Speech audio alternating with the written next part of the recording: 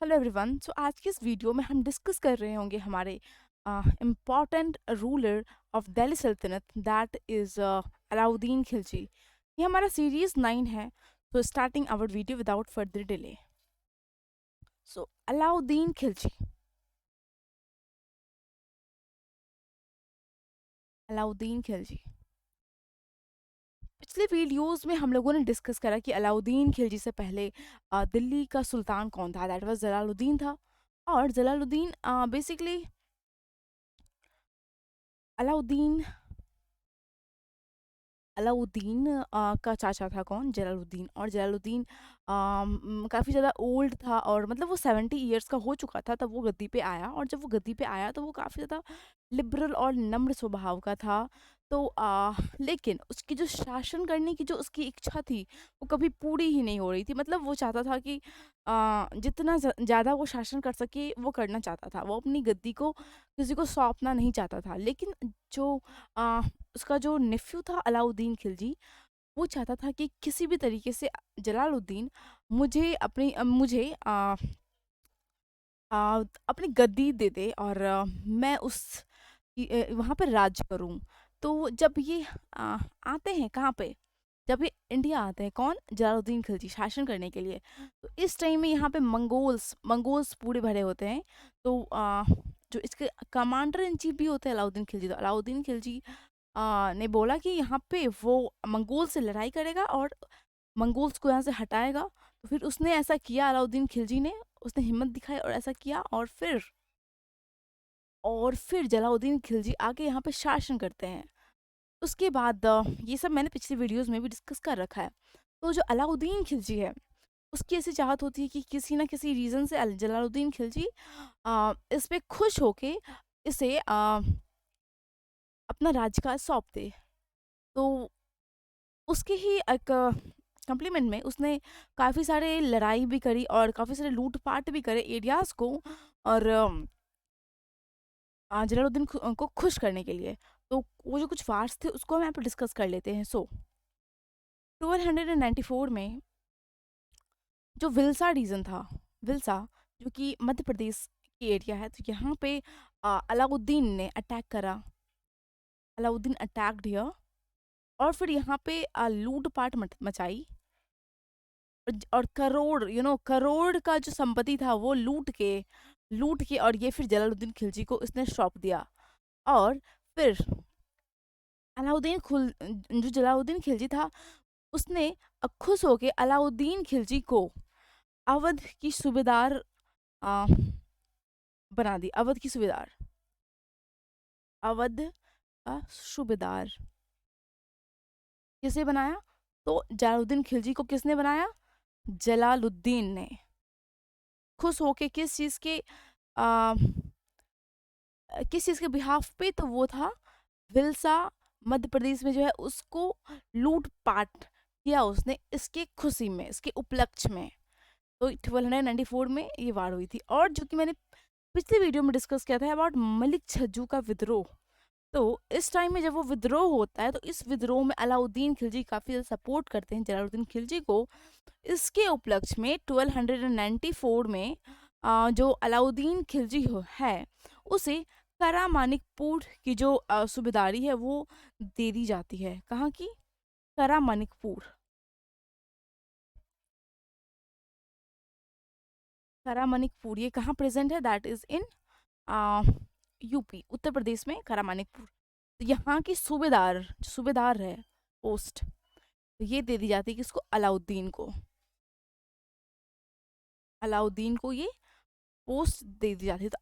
तो अलाउद्दीन जलालुद्दीन के टाइम में किस किस प्लेस का सूबेदार था? दो प्लेस का था। दैट वाज अवध एंड करा मानिकपुर, दो जगह का सूबेदार था।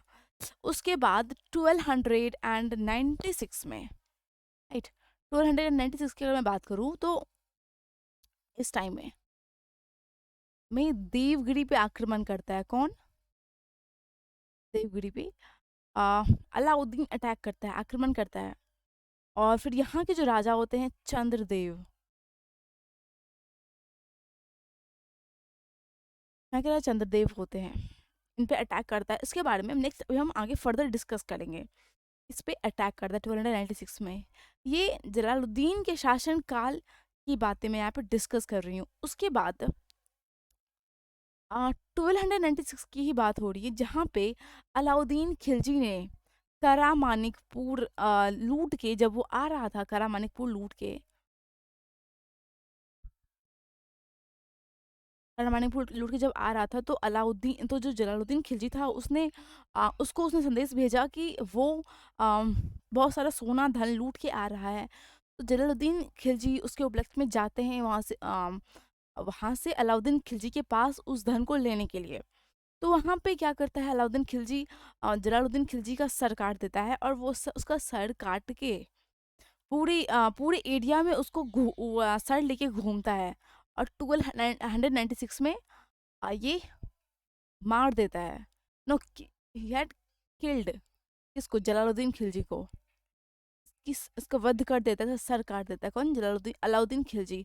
और ये पूरे एरियाज में उसका सर लेके घूमता है, कटा हुआ सर लेके। इसको ही कहा गया है खिलजी क्रांति। खिलजी क्रांति। ये बात चल रही थी about the time period of Jalaluddin Khilji, जब वो थे। बट उसके बाद जब उसकी मौत हो जाती है, तो अलाउद्दीन खिलजी गद्दी पे आता है। और तो अब हम यहाँ पे उसके टाइम पीरियड, उसके शासन काल को डिस्कस करेंगे। अलाउद्दीन खिलजी,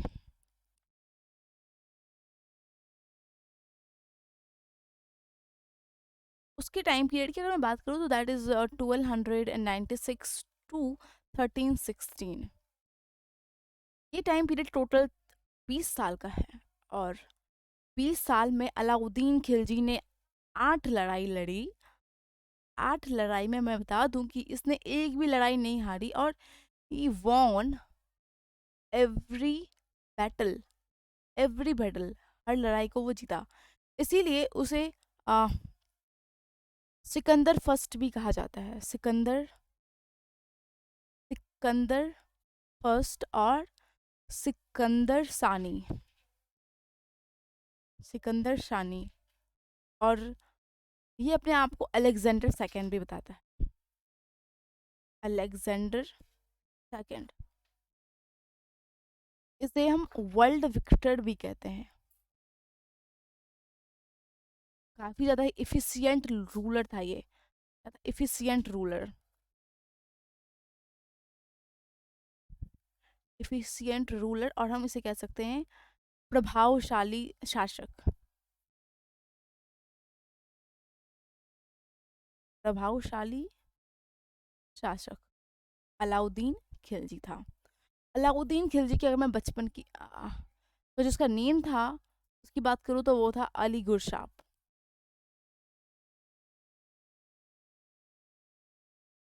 अली गुरशाप इसका बचपन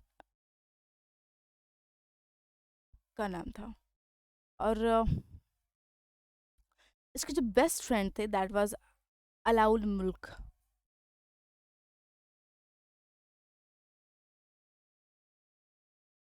his best friend,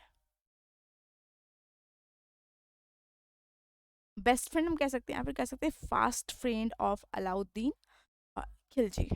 Alauddin Khilji basically काफ़ी ज़्यादा ही निरंकुश शासक था। और अलाउद्दीन खिलजी की का जो विवाह है, वो किससे हुआ था? दैट वाज जलालुद्दीन की बेटी जैडवाज महरुनिश, उससे उसकी इसका विवाह हुआ था। अलाउद्दीन खिलजी ने अपने आप को बताया कि वो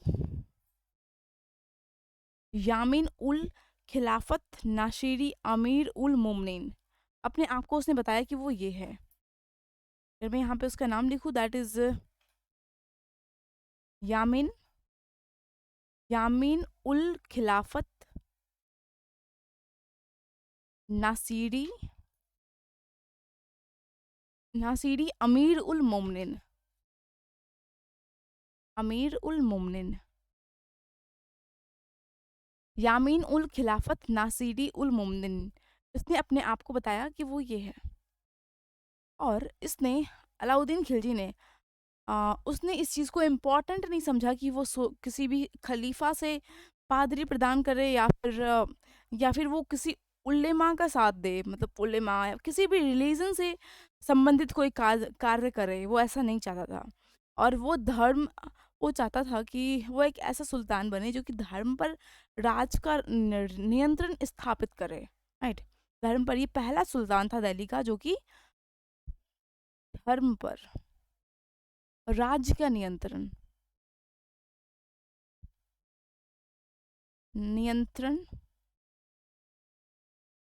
फिर स्थापित किया। किसने? अलाउद्दीन खिलजी ने। ये जो उलेमा वर्ग्स थे, उलेमाज, इससे काफी ज्यादा वो दूर रहा। और जो सुल्तान की पादरी, इन सब चीजों से वो काफी ज्यादा दूर रहा, और इनके प्रभाव से वो मुक्त रहा। वो काफी ज्यादा ही महत्वाकांक्षी शासक था, महत्वाकांक्षी सुल्तान था, और हम कह सकते हैं इसे इम्पैशनेट। हिंदी में लिखी हुई से तो महत्वाकांक्षी, महत्वाकांक्षी रूलर था। कौन? अलाउद्दीन खिलजी। जैसे कि मैंने बताया कि जो अलाउद्दीन खिलजी ने अपनी उपाधि जो उसकी थी वो थी सिकंदर द्वित Sani, that is Sikandar Sani. So this is about Alauddin Khilji. अब मैं यहाँ पे डिस्कस कर लेती हूँ कुछ important point about the Alauddin Khilji. तो एरियाज एक्सटेंशन मीन्स साम्राज्य का विस्तार।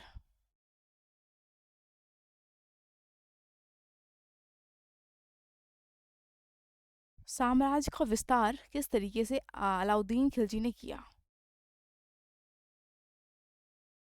तो इंडिया की मैप की अगर मैं बात करूँ यहाँ पे, तो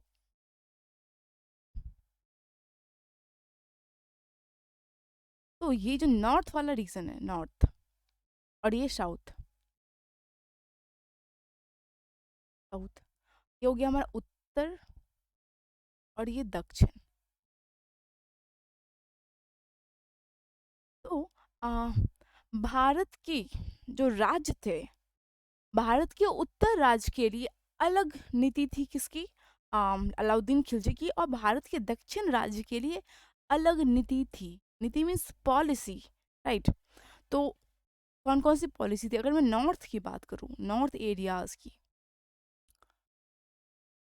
तो नॉर्थ एरिया को वो विलय कर लेना चाहता था। विलय में अपने में मिलाना, अपने राज्य में मिला लेना चाहता था। उसको लूट के पाट के, मतलब मिलाना अपने राज्य में, अपने राज्य में मिलाना चाहता था।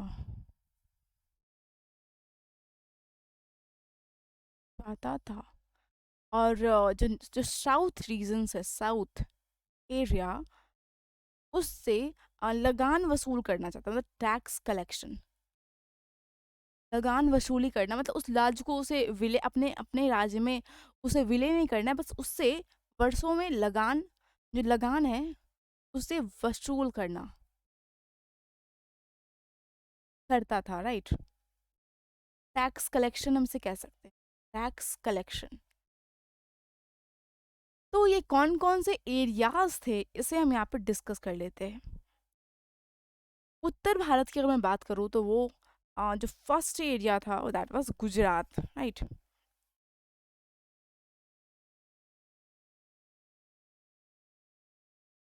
गुजरात, गुजरात को विलय कब किया उसने, अलाउद्दीन खिलजी ने? तो 1297 में, राइट। यहाँ के जो राजा थे दैट वाज करण देव, जो कि बेघल किंग थे, बेघल के किंग थे, राजा थे, दैट वाज करण देव। इसको हरा दिया किसने? अलाउद्दीन खिलजी के जो शासक थे दैट वाज उसके एक सेनापति दैट वाज उलुग खां और नुसरत खां, उन दोनों ने मिलके गुजरात के राजा करण देव इसको हराया, राइट। किसने हराया? जो अलाउद्दीन के जो सेनापति थे that was Ulugh Khan and Nusrat Khan. Nusrat Khan. इसे खिलजी ने ही भेजा था कहाँ पे, गुजरात, कि वो जाके करण देव से लड़े और इसको हराए, और उन्होंने ऐसा ही किया। उसने गुजरात के राजा बेगल किंग करण देव को हराया और उस राज्य को विलय कर लिया। ओके, तो नेक्स्ट जो एरिया है दैट इज रणथंभौर।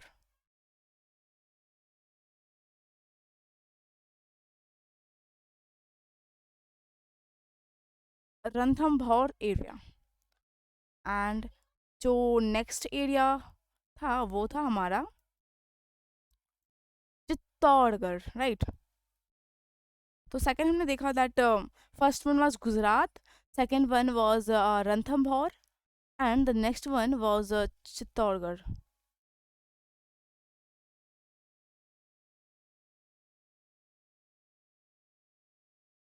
चित्तौड़गढ़ को अपने में विलय कब किया इस अलाउद्दीन खिलजी ने, तो 1303 में।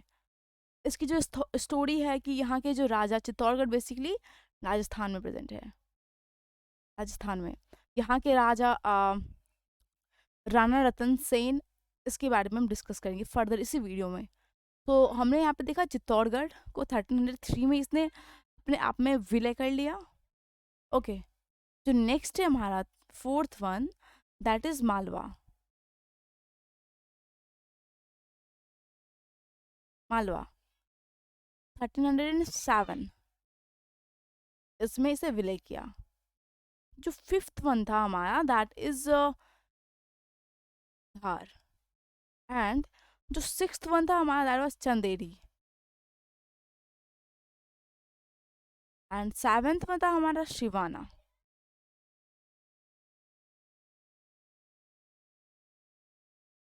1308 एंड 1309 इसमें इसने उस राज्य का विलय किया 1308 एंड 1309 में। और जो आठवें राज्य की अगर मैं बात करूँ दैट वाज जालौर राज्य को।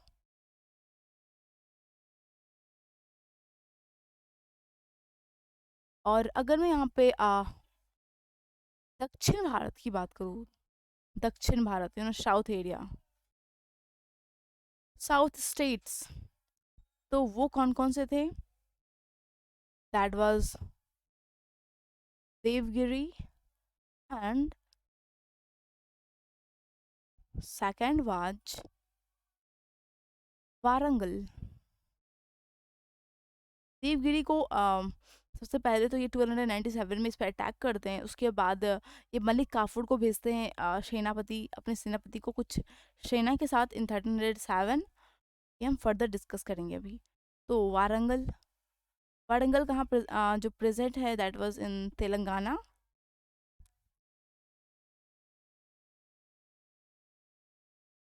तेलंगाना में प्रेजेंट है। और उसके बाद जो एरिया है हमारा दैट वाज द्वार समुद्र। द्वार समुद्र ये कौन सी रीजन में, कौन से स्टेट में प्रेजेंट है, दैट इज आंध्र प्रदेश,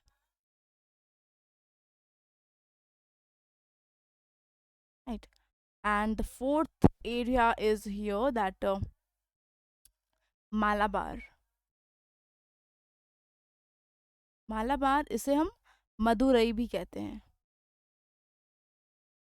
मदुरई मालाबार। ये प्रेजेंट है हमारा तमिलनाडु में,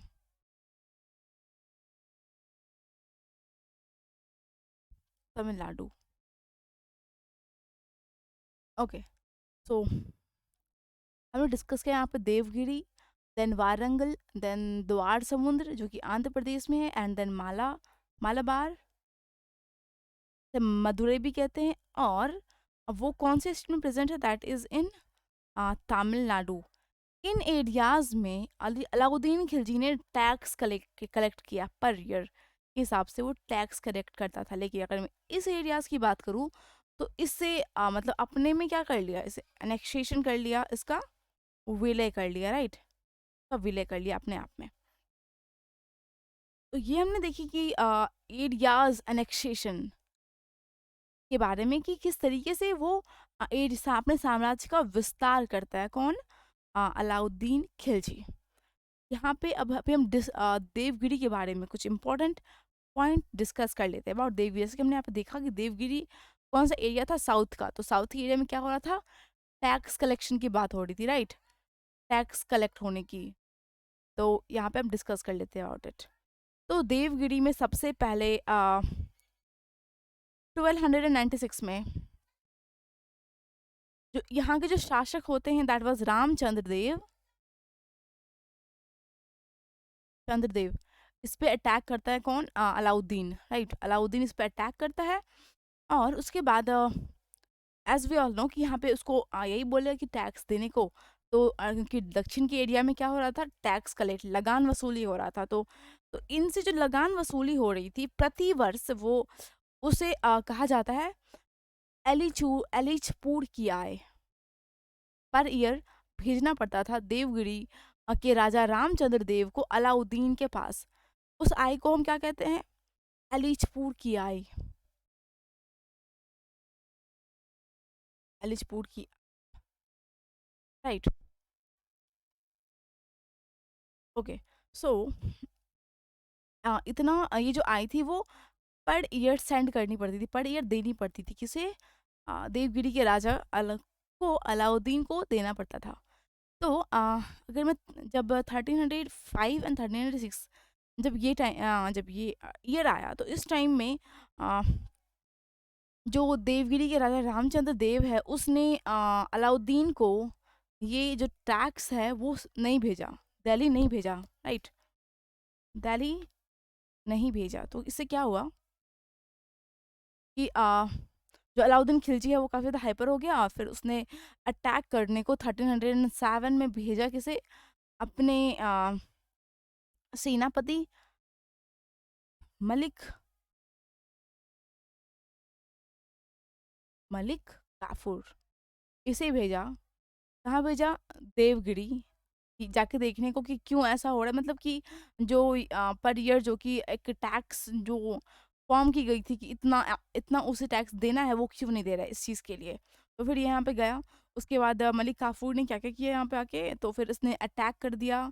कहाँ पे, देवगिरी पे। किसने अटैक किया, मलिक काफूर ने कब किया, 1307 में उसने रामचंद्र देव पर अटैक कर दिया। उसके बाद क्या हुआ कि रामचंद्र थे वो, उसने आत्मसमर्पण कर दिया, राइट, उसने सब्जुगेट कर दिया, आत्मसमर्पण। किसने किया आत्मसमर्पण, देवगिरी के राजा ने, क्योंकि मलिक काफूर ने उसे अटैक करने के लिए वहां पे आ गया था। उसके बाद ये होता है कि जो अलाउद्दीन खिलजी है, उसने रामचंद्र देव के साथ काफ़ी ज़्यादा फ्रेंडली, और हम कह सकते हैं कॉर्डाइल बिहेवियर रखा। क्योंकि एज वी नो कि जो देवगिरी के राजा है उसने आत्मसमर्पण कर दिया। उसके बाद जो अ, रामचंद्र देव के साथ अलाउद्दीन काफ़ी ज़्यादा ही फ्रेंडली बिहेव किया उन्होंने, और उनका सम्मान भी किया, सम्मानपूर्ण व्यवहार किया,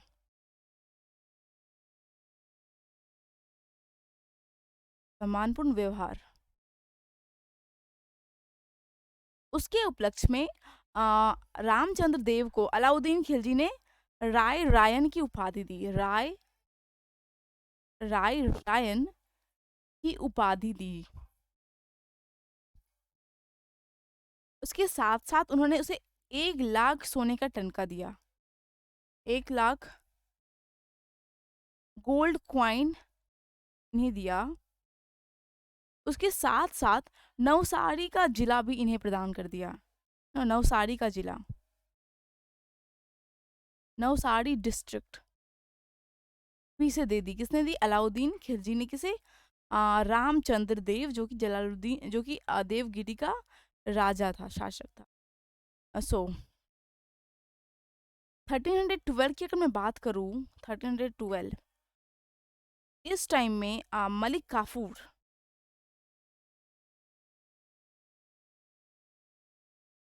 इसने कंस्पिरेसी करके, इसने षड्यंत्र रच के, इसने रामचंद्र के जो पुत्र थे, जो उनके बेटे थे शंकर देव,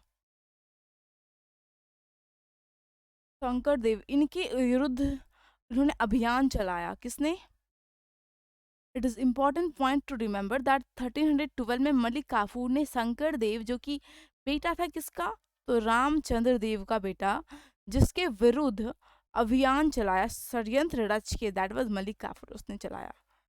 और के बाद यहाँ पे मैं बात कर लेती हूँ मलिक काफूर के बारे में कि मलिक काफूर बेसिकली था कौन। तो मलिक काफूर को अलाउद्दीन ने ही खरीदा था। और जब वो गुजरात जीत के जब आ रहा था, कौन, अलाउद्दीन खिलजी, अलाउद्दीन खिलजी जब वो गुजरात जीत के आ रहा था उस टाइम में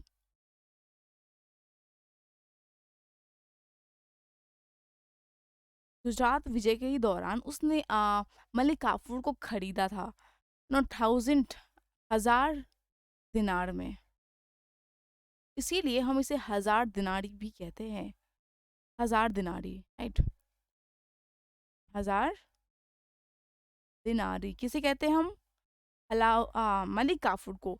मलिक काफूर को 1000 दिनारी क्यों कहते हैं, क्योंकि अलाउद्दीन ने गुजरात विजय के दौरान मलिक काफूर को 1000 दिनार में खरीदा था, इसी कारण से हम कहते हैं मलिक काफूर को 1000 दिनारी। ओके, तो जो नेक्स्ट पॉइंट हमारा है दैट मलिक काफूर ने अटैक किया था तेलंगाना रीजन में। सबसे पहले तो यहाँ पे हमने देखा कि यहाँ पे कि उसने अटैक किया 1307 में मलिक काफूर ने देवगिरी पे, ये वाला उसका फर्स्ट अटैक था। उसके बाद जो सेकंड था वो था तेलंगाना रीजन, तेलंगाना रीजन में यहाँ पे उसने अटैक किया। तेलंगाना रीजन में बेसिकली राजा कौन थे यहाँ पे, इट वाज प्रताप रुड,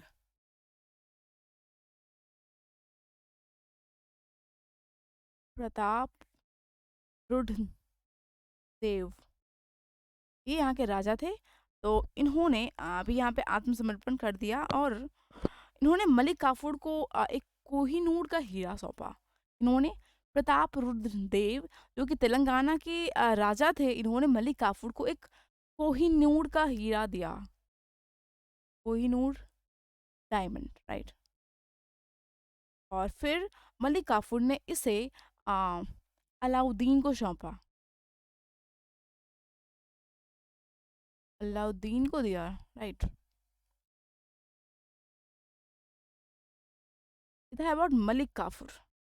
अब हम यहाँ पे देख लेते हैं चित्तौड़गढ़ के बारे में।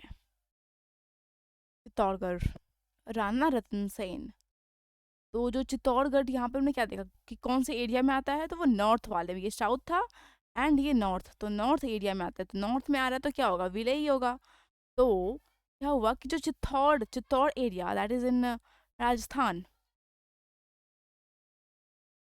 इस एरिया में जो अलाउद्दीन है, अलाउद्दीन ने अटैक किया और यहाँ पे जो राजा थे चित्तौड़गढ़ के, दैट वाज राणा रतन सेन, राणा रतन सेन, उन पे अटैक करना चाहा और उन्होंने किया। और इनकी जो पत्नी थी दैट वाज पद्मावती, पद्मावती, इन पे अटैक करा उसने। और ये बेसिकली जो अलाउद्दीन था, वो अलाउद्दीन पद्मावत को पाना चाहता था, उसी के उपलक्ष्य में इसने अटैक किया यहाँ पे। लेकिन पद्मावती उनके हाथ नहीं आ पाई क्योंकि इन्होंने जौहर कर लिया था।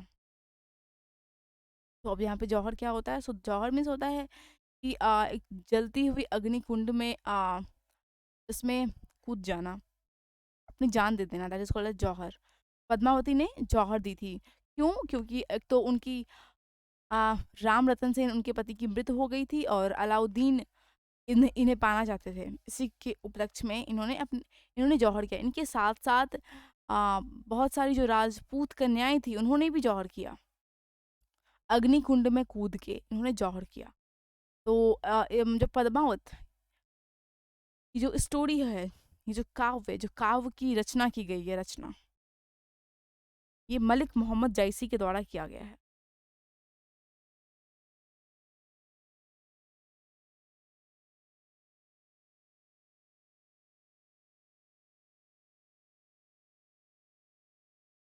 मलिक मोहम्मद जैसी, ये बेसिकली एक काव्य पुस्तक की जो रचना है वो एक काव्य पुस्तक है, इसका नाम है पद्मावत। इस पे एक फिल्म भी बनी हुई है,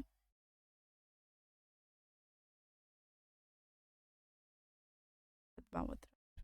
तो ये किनके द्वारा लिखा गया है, तो मलिक मोहम्मद जैसी इन 1540, यहाँ पे